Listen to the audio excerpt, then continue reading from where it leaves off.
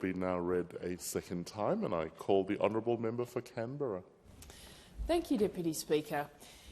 And I'm pleased to take this opportunity to also rise to speak on the Treasury Laws Amendment 2023 Law Improvement Package No. 1 Bill 2023. And this is part of the regulatory stewardship role that as part of that role, the government is progressing amendments to ensure that Treasury portfolio legislation remains current and fit for purpose. The amendments in this bill are mostly technical, but will reduce the complexity in Australia's corporations and financial services law, increase its navigability and enhance its clarity. And they supplement the law improvement amendments in the Treasury Laws Amendment Modernising Business Communication and Other Measures Bill. And I just want to acknowledge the ongoing work of the Assistant Treasurer and the Department of the Treasury in these amendments, which often don't receive much attention, but it is an ongoing package of work to ensure that these laws are fit for purpose and to reduce complexity. And it is an enormous amount of laws that these relate to, and it is an ongoing piece of work. As I say, it doesn't always receive a lot of attention, but a lot of work goes into it, and it really does make a difference.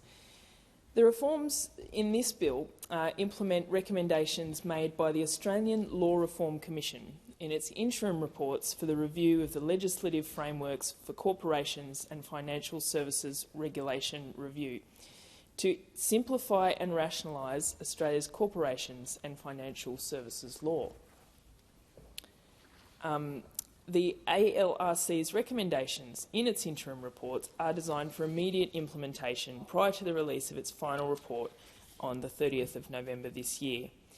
The recommendations address technical issues and they have widespread support, and this follows an extensive consultation process on these amendments. So now to talk to the detail of the changes in this bill. Schedules 1 to 3 of the bill enact recommendations made by the Australian Law Reform Commission in Interim Report A and Interim Report B of its review of the legislative frameworks for corporations and financial services regulation. The purpose of the review is to inquire into the potential simplification and rationalisation of Australia's financial services law.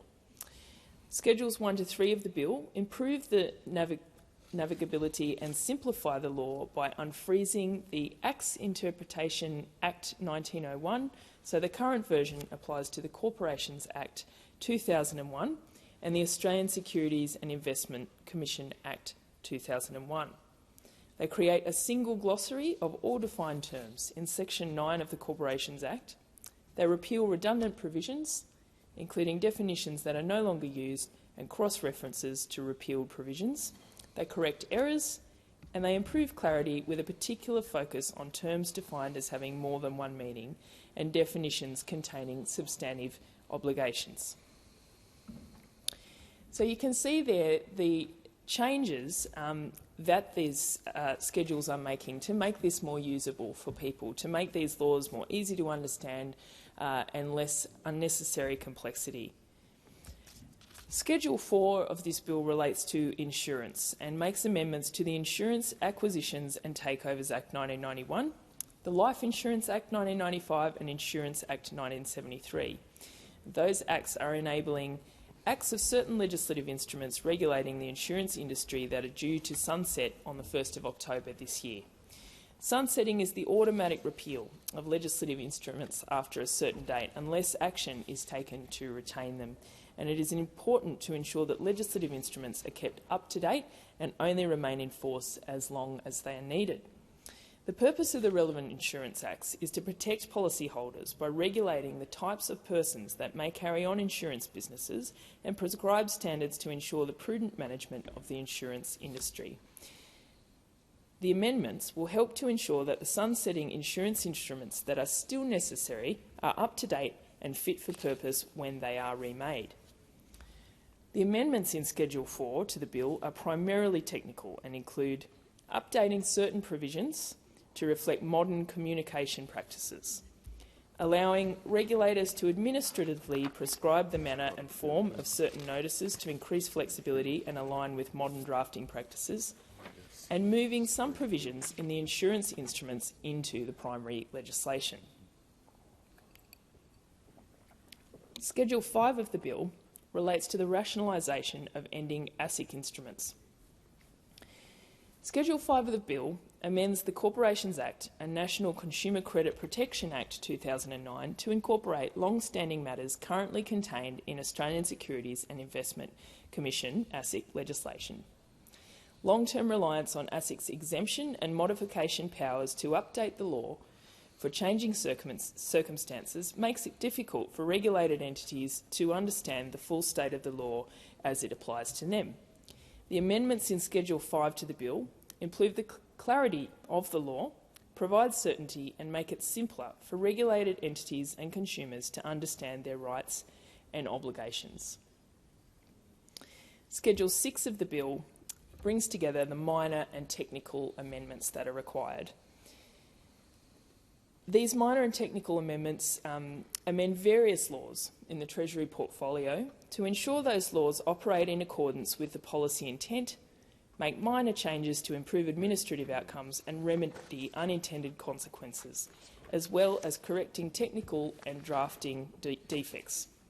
The amendments have been identified by a number of Treasury portfolio agencies, the Office of Parliamentary Counsel and policy divisions within Treasury, including as a result of the consultation with affected users of the laws. Such an important process that Treasury does in consulting with the people that use these laws and using that information to improve them in bills such as this. The amendments made by Schedule 6 to the bill reflect the government's commitment to the ongoing care and maintenance of Treasury laws to rectify minor problems with the law that prevent it from operating as intended, making it easier for Australians to comply with these laws.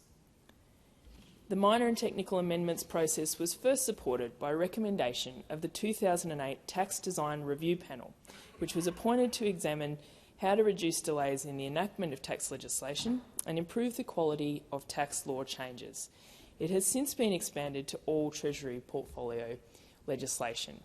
And as you can see, the changes that are included in this bill are not necessarily that exciting, and they don't necessarily get that much attention often, but it is a really important ongoing process.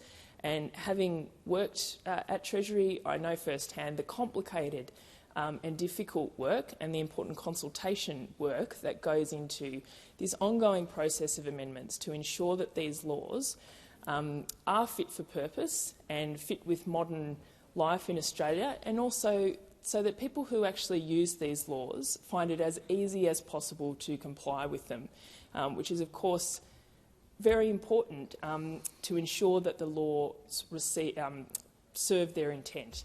So it really is an important part of the work of the Treasury and the Assistant Treasurer, and I just want to acknowledge that ongoing work.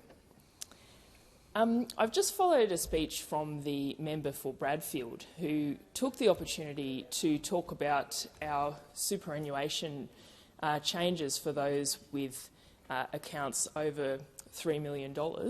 And I just, given he has talked about that in the debate on this bill, I thought I would respond to that. And our government has been completely upfront about the challenges that are facing our economy and the budget, and we are making this modest adjustment to superannuation tax breaks for earnings on balances above $3 million, a change that will not come into effect until after the next election.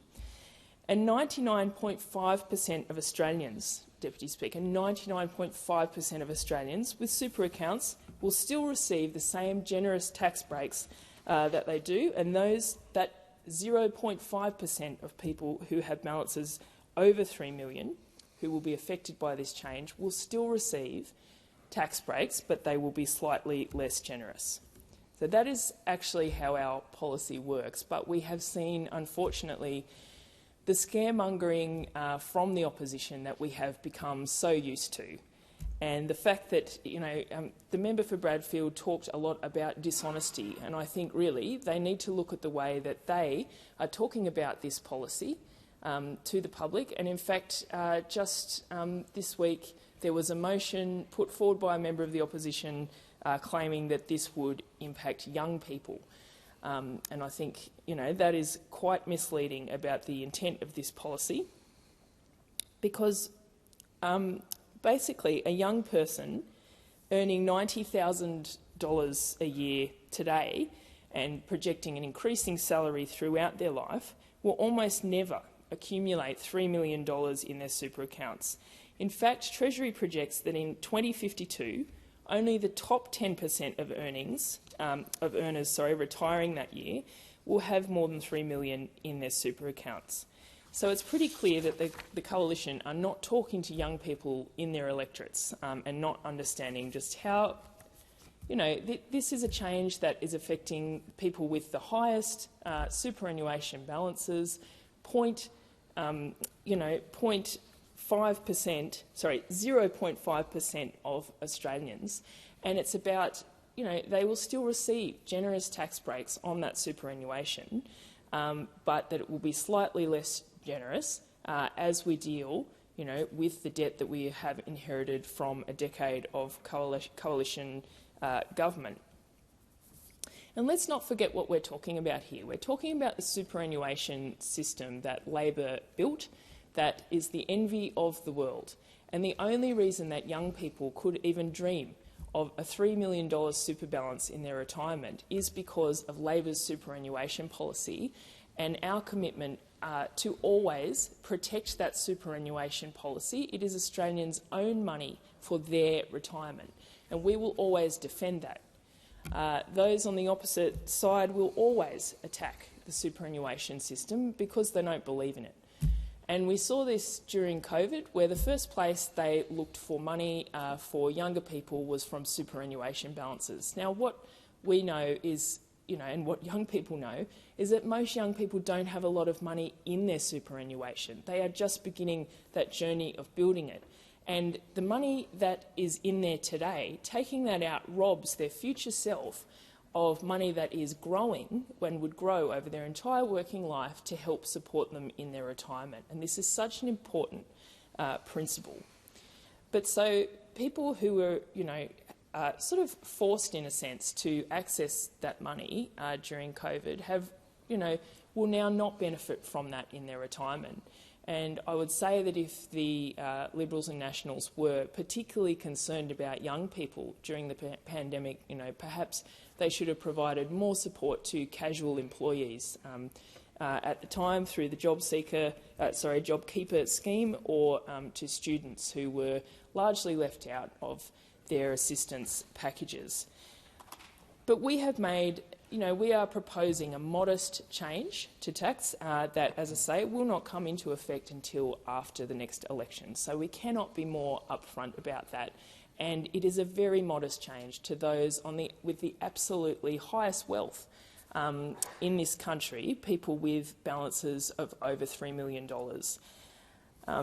So I do, suggest to the member for Bradfield that he should not be scaremongering about this policy that only affects a tiny minority of people in a modest way, and perhaps, focus on their plans for the future, come up with some ideas to, for the Australian people, rather than just opposing everything and, worse still, scaremongering about the impacts of policies on people in our community.